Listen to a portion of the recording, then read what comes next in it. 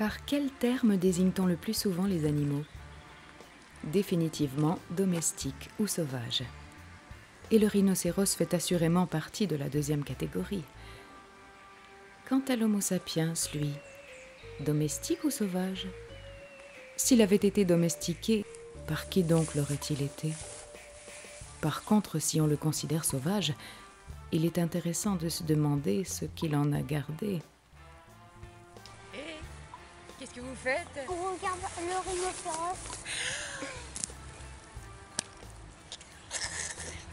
Mais y a pas de rhinocéros ici! Bah si.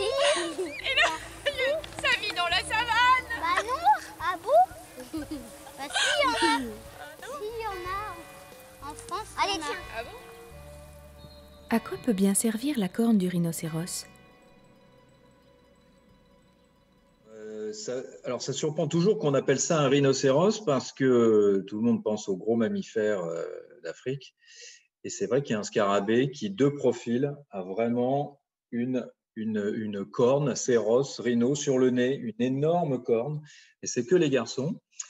Alors, ce qui se dit, c'est qu'en général, chez les mâles, alors elle est présente que chez les mâles.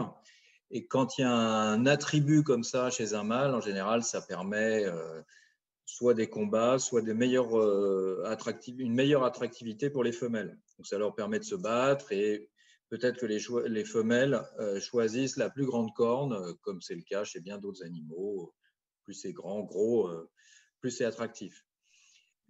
Et chez le scarabée rhinocéros, pardon, c'est collé sur la tête. Alors que chez le lucane, qui a des espèces de… Tu vois le lucane? Cet insecte-là, en fait, ça, c'est ses mandibules. Ce n'est pas quelque chose sur la tête comme le scarabée rhinocéros. Lui, ça lui permet de pincer.